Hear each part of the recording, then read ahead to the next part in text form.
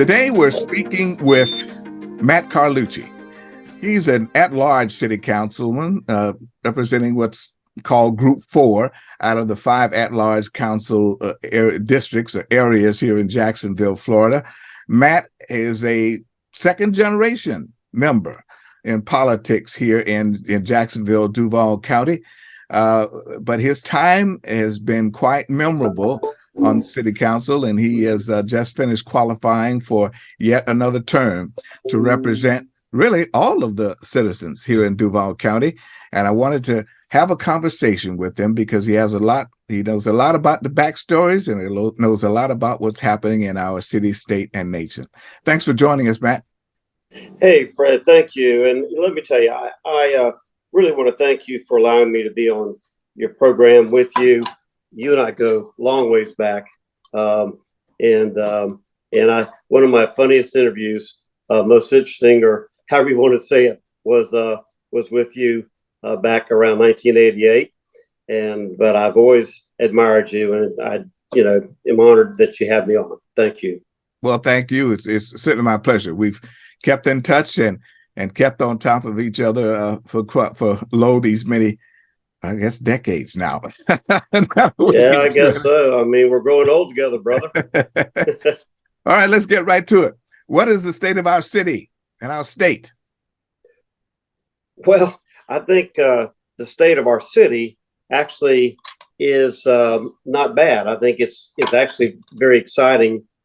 We, I think, are on the cusp of turning the corner and actually seeing some real improvement in our infrastructure when it comes to drainage, when it comes to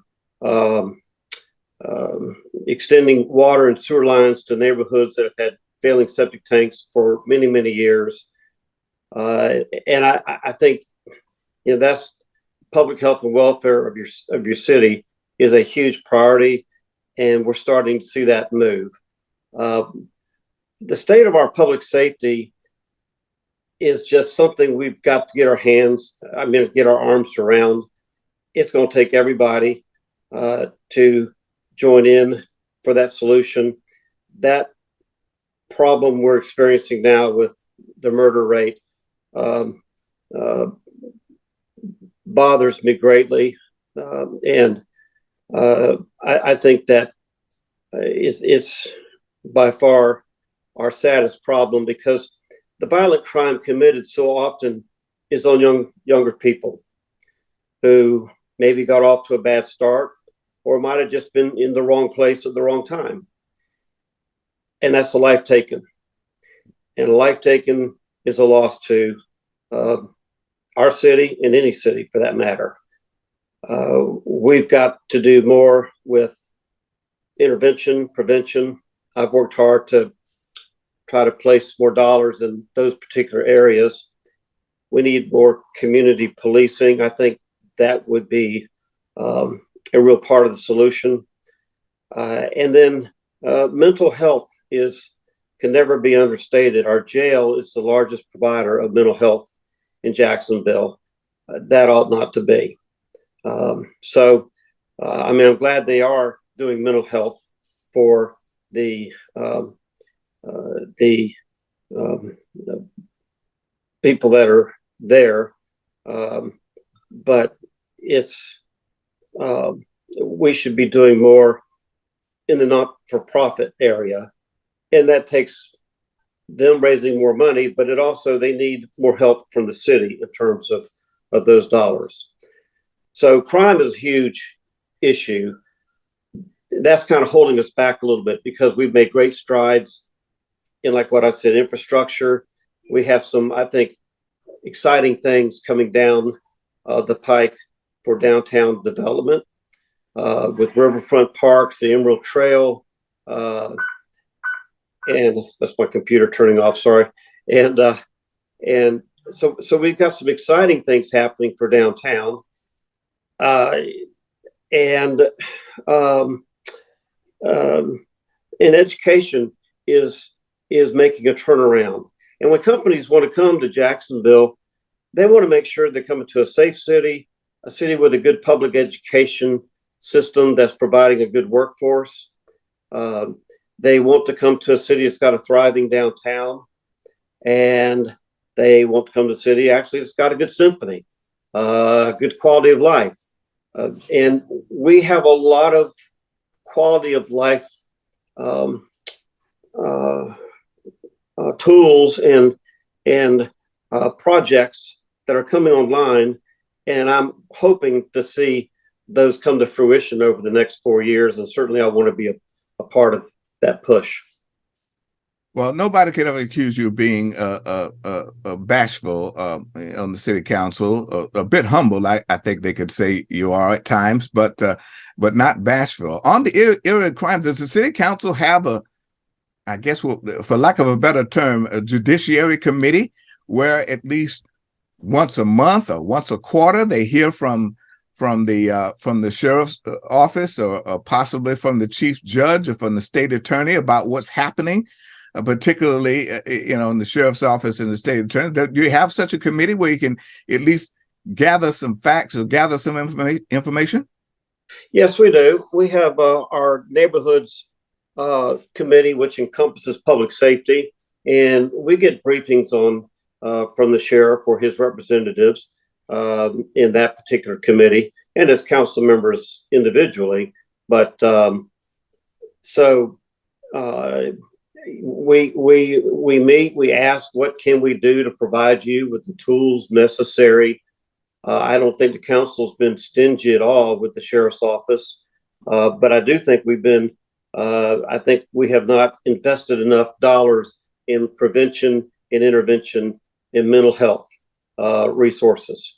Those are the three things right there that can kind of stop the pipeline a little bit. Education, is the biggest, the best social program is a good job. To get a good job, you have to get a good education, and I think our educational system has made great strides. So that's a real plus. But the other programs are important because they help keep kids from getting on the wrong track. Or if they're starting to get on the wrong track, that's leading them to a place of trouble, it can help us to stop them from heading in that direction. And so I think we need to place more emphasis, more dollars, more resources, more people. And I think as a community, people like yourself, myself, can work with young people, mentor young people, coach young people. My wife and I have been blessed to have two wonderful sons. They're doing all the right things. They're doing their best. And it wasn't just Karen and I that raised them to be the way they are. It was a lot of teachers and coaches and friends in our neighborhood and so forth that helped mold them to the young men that they are today.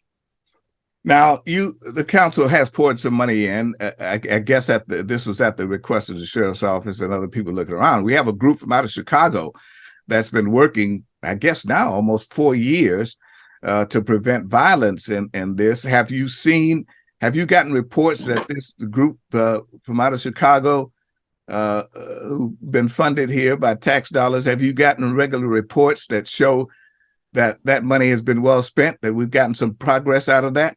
In other words, they've been looking at gang violence in particular and trying to quell that. Have you gotten any reports that lead you to believe that that's money well spent? I believe it is. I took special interest in Cure Violence through the last budgetary process and wanted to hear more from them on what they were doing. And I was impressed with their report. I just don't think that Cure Violence or any one particular program is going to solve the problem overnight. But I do think that it is worth keeping funded, at least for the next few years, to see if they can move the needle back into the right direction from the gangs and the violence.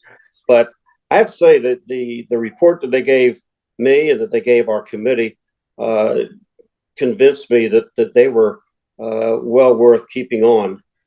in funding.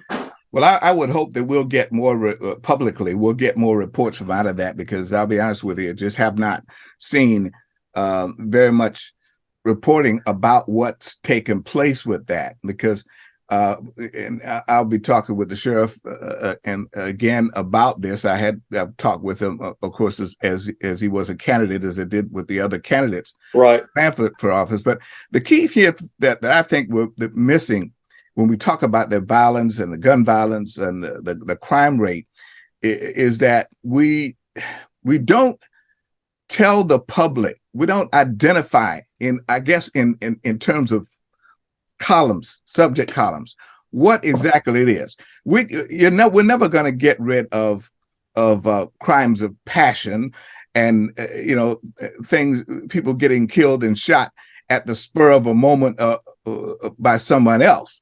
We can do some things about these gangland shootings and such, some of these drive-bys, which is what Cure Violence is working on.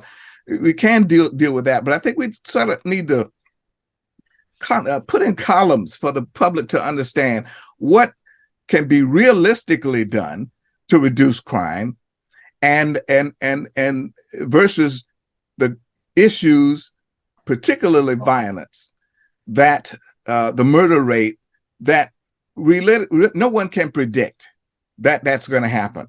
Everybody has access to guns all over the place, so we really can't predict that as much as we can give the public a better sense of what kind of crime can be prevented, or at least the rate can do, what we can do to lower the crime rate, versus just continuing to bring up the same subjects over and over again with no clear path toward lowering the rate. If you're going to understand what I'm saying. Brad, I tell you, you are spot on. And I think the council needs to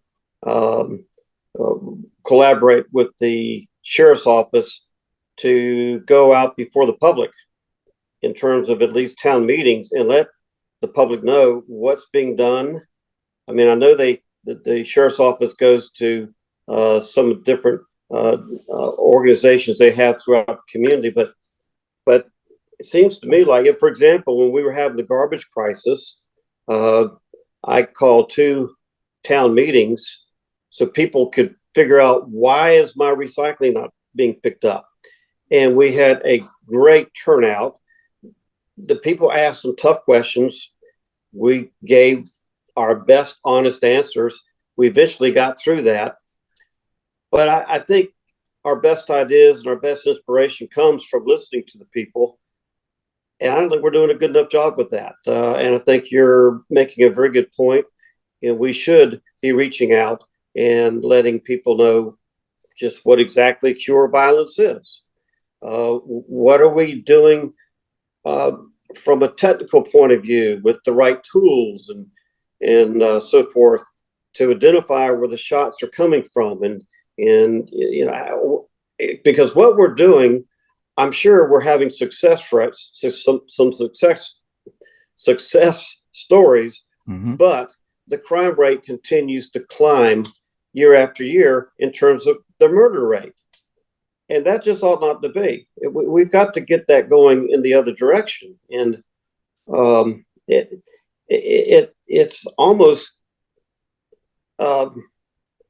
you can get desensitized over it, because we talk about it so much in numbers, as does the media, but these are people that are dying. And some of them are dying because of situations they put themselves in, but some people have been dying because they happen to be in the wrong place at the wrong time. These are people, and when they die, they have family members that are left behind, and then they never had, the chance to maybe get back on the right track and to fulfill their own personal destiny as a productive citizen. And that's why I kind of like the Cure Violence, is because you got people that have gone through that, gotten on the right track, and they're reaching out to a lot of these gang members that are out there, as many as they can reach, as many that will pay attention to them. and helping. What are the top 3 issues that Matt Carlucci is looking at in this next term for him and that you've dealt with over the past time that you've been in public office? Well, I think the first one is public safety, uh, including funding the Kids Hope Alliance so that we have good intervention, prevention, and mental health programs, uh, and we're reaching the underserved populations of Jacksonville to make their neighborhoods more safe, as well as every neighborhood in Jacksonville. So crime will always be number one. I will say that I'm going to work hard to see that more money is directed. And I know money's not the answer. People say, oh, money's not the answer. But money fuels the ability for not-for-profits that are reaching out to intervene in a child's life. That's what fuels additional people to reach out to more children and prevention programs. So I've done that this last term I've been on. I want to do more in the next term. I want us to do more in the realm of mental health. The second thing is I want to continue to see Jacksonville place $50 to $100 million a year in our capital improvement program for the extension of water and sewer lines in our neighborhoods that have failing septic tanks. That is, so many people in Jacksonville take it for granted because they don't live in a neighborhood with failing septic tanks. If you have failing septic tanks, your quality of life is not very good. I mean, some people can only use their bathrooms maybe 3 times a day. And for a family, I mean, I don't think I have to tell you that's not a good place to be.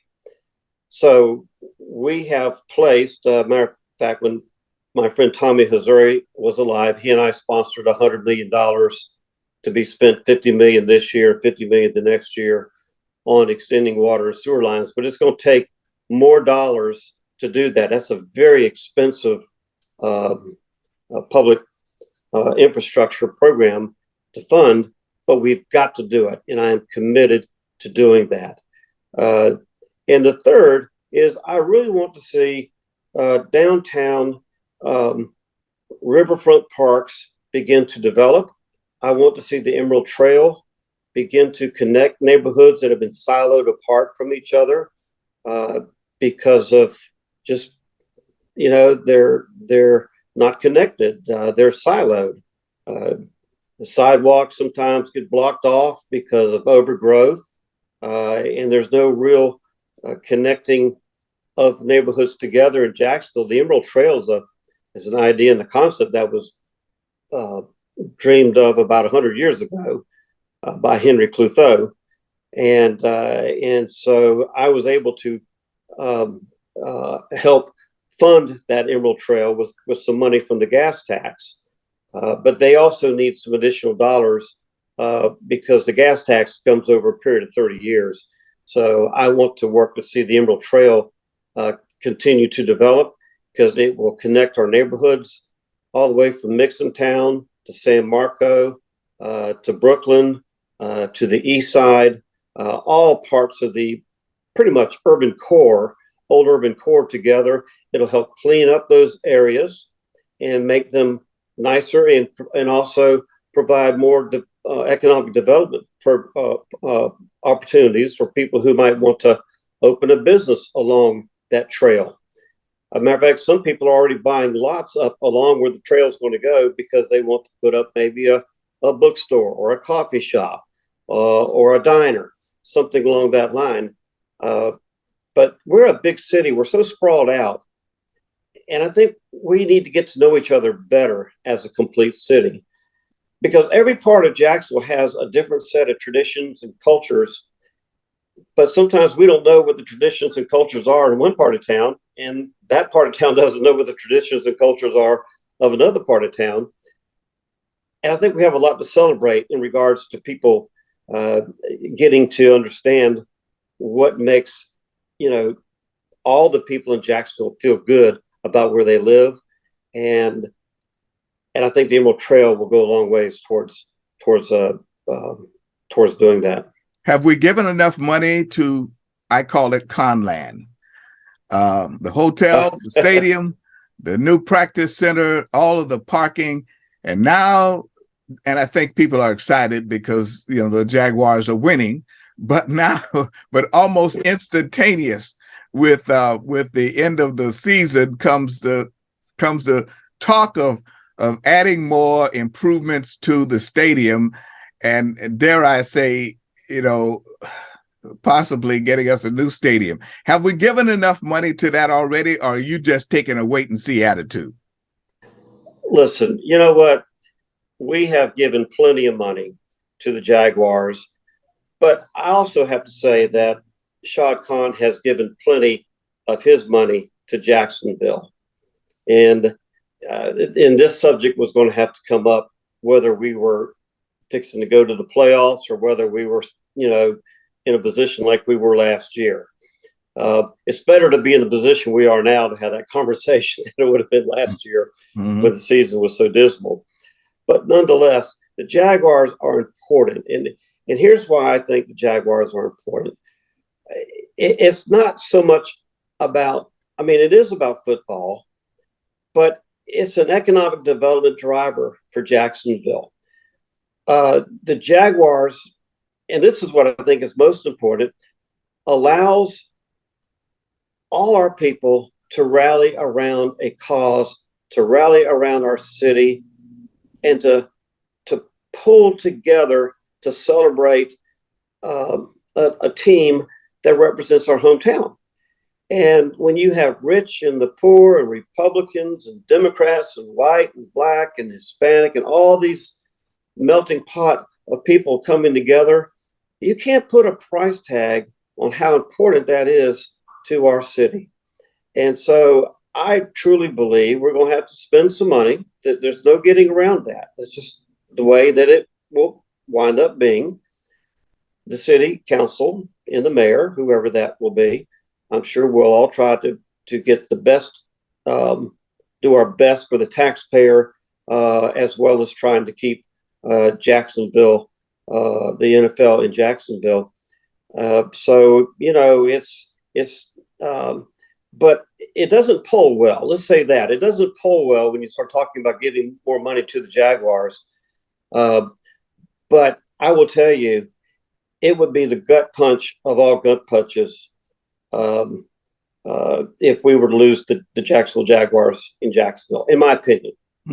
It is what helps our city rally around ourselves, in the fact that we rally around ourselves and around the team, and people are having fun. And you see people of all colors and races and backgrounds together, that are happy, they're smiling. If the game's not winning, well, I guess we all band together and rag on the team. But those are pros; they're doing the best they can. But last year that was somewhat of an outlier year, I think. But we've got, but we're going to have to spend some money. Bottom line, it's going to cost Jacksonville taxpayers money to do what needs to be done to keep the Jaguars here. But I'll tell you what else it'll do.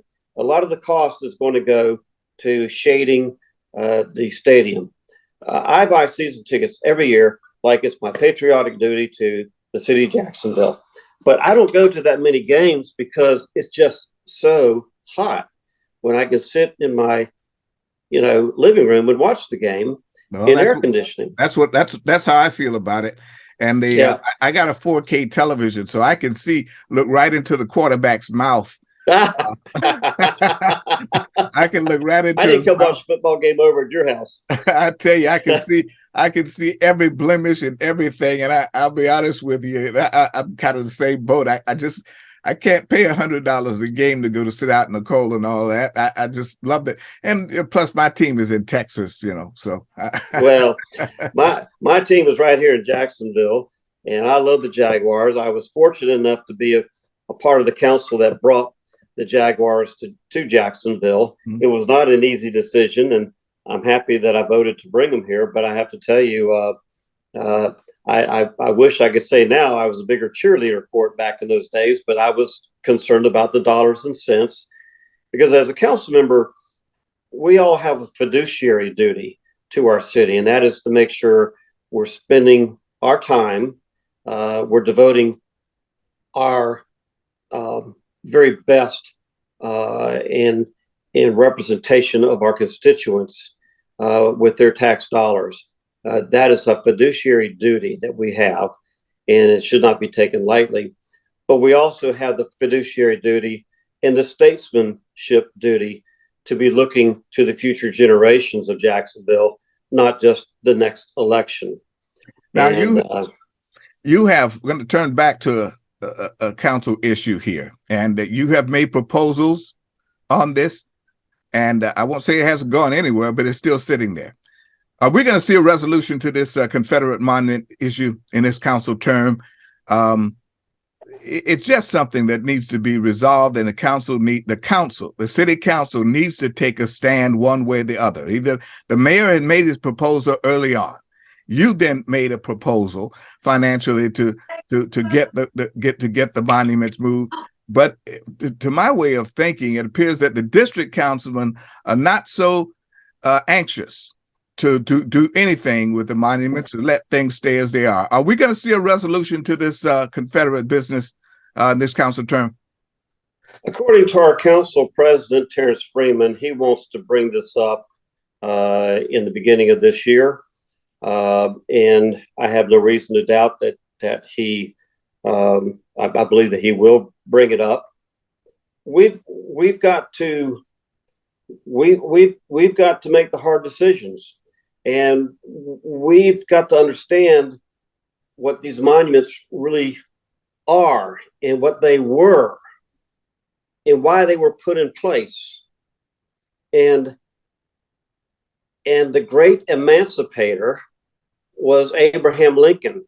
He was a Republican, and yet these monuments are nothing but Jim Crow tools that were used back in that day when lynchings were the highest in Jacksonville's history of Black people and other horrible events that were happening. But you and I are old enough to remember when there were white and black restrooms, yes, water, yeah. Where you could, get your water and so forth. Look, that's in our lifetime. We got to get beyond this. And I just got to tell you, these were Jim Crow monuments sending a message. And a lot of my friends of all colors feel that, even though people may not see them all the time, we know they're there. And it doesn't, to a lot of my friends of color particularly, they feel as long as they're there, Jacksonville's not embracing a diverse city, and it's still has a tinge of I'm not sure what word I want to use here, but insensitivity towards them. Well, it's one of the last things in our Southern heritage that we have to deal with, and that we have to deal with honestly about it. I mean, for those of us who served in the military, and many who fought for this country, and if I had fought in the Civil War, I mean, and as the great emancipator had to look at him, he extended his hand out after the war was over to many Southerners so that they could come back into the Union. But we have to be honest. These are memorials to persons who sought to separate themselves from the United States of America. And while we can contextualize it, it's just something that we should not be memorializing, folks, something that basically is traitorous. No more than we memorialize what happened on January 6th in the Capitol. Oh, Lord. I will tell you this. I think the mayor put it very well, and I agree with him wholeheartedly. These are monuments of oppression, and that's what they are, and that's why they were put up 50, 60 years after the war. I mean, come on. Now, we've got a Confederate fort that was an actual fort back during the Civil War that has been preserved. I'm not for moving, doing away with that. That's an actual piece of history. These monuments, I think they're erasing history because they're trying to change the narrative of what they were there for, which was to tell Black people to know your place. That's what I think. And that's what I have studied. I have put my heart and soul into this. And as an at-large council person, I can't think of it in any other way because I represent so much of this community. Matter of fact, I represent the whole community, a lot of which are my Black friends and Black constituents and Black people I don't know. And they just, they don't understand, why are they still here? And it's because we can't get, for some reason, there's no political will, I'll say it that way, to muster up the courage to remove them. We need 10 votes. We have 6 under this council. We would just need 4 more votes to do that. In my view, they cannot be recontextualized. There's a lot of members of the council I've heard talk in committee about recontextualizing and put a marker up and recontextualize these monuments. If you really recontextualize them with real history and what the real message was, people would be looking at these monuments and they say, well, if this is what they were really for, then why have we still got the monument in the park? And one of the monuments, the woman to the Southland, she's got the 2 children in her lap, so it's difficult to make it's tough to pick on a mama and her 2 kids. All right, yes, that's not easy to do. But the statue on top is a lady, and she's holding the Confederate flag.